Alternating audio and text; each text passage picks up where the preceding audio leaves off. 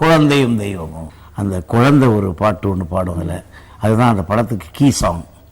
பாக்கியெல்லாம் okay, பாக்கி எல்லா சாங்கும் okay. அதில் கவிஞர் நின்னது அந்த பாட்டில்.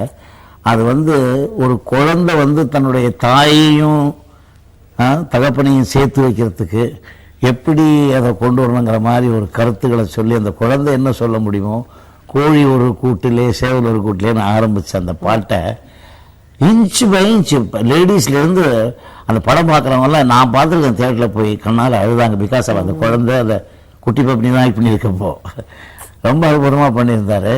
ஹிந்தியில் எடுத்தாங்க தோ கல்யாணம். இந்த பாட்டினுடைய விசேஷம், இந்த பாட்டினுடைய அர்த்தம், இது எப்படி பாடணும், என்ன ஏதாவது இன்டைரக்டாகவும் வரணும், நேராகவும் சொல்ல முடியாது, குழந்தை பாடுற பாட்டாச்சே.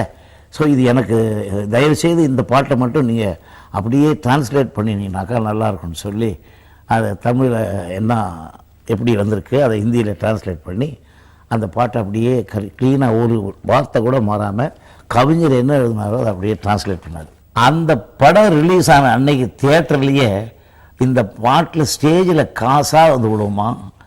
ஸோ ஒவ்வொரு நாளைக்கும் இவருடைய புகழ் உச்சி ஏறிட்டே போச்சு. இந்த ரைட்டர், சாங் ரைட்டர் ஆனந்த பக்ஷின்னு அவர் பேர், அவருடைய புகழ் உயர்ந்துட்டே போய் போய் போய் இவரை பற்றி அப்படி புகழ ஆரம்பித்தாங்க. இது மாதிரி பாட்டே வந்ததில்லை நாங்கள் இப்படி அப்படின்னு ரொம்ப புகழ்ந்த உடனே அவர் ஒரு ஃபங்க்ஷனில் சொல்லிட்டாரு, தயவுசெய்து நீங்கள் என்னை விட்டுடுங்க, இந்த புகழெல்லாம் என்னால் தாங்க முடியல, ஒருத்தனுடைய பணத்தை வேணால் திருடி வச்சுக்கலாம், இல்லை வேறு ஏதாவது என்ன வேணாலும் ஒருத்தங்கிட்ட திருடி பத்திரமா பாதுகாத்துக்க முடியும், இன்னொருத்தன் புகழை என்னால் சுமக்க முடியாது, இது நான் ஒன்றும் பண்ணலை, இது அப்படியே தமிழில் இருக்கிற சொற்களை ஹிந்தியில் நான் டிரான்ஸ்லேட் பண்ணேன், இந்த பெருமையெல்லாம் கவிஞர் கண்ணதாசனுக்கு தான் போய் சேரும்னு சொன்னாராம். அவ்வளோ ஓப்பனாக.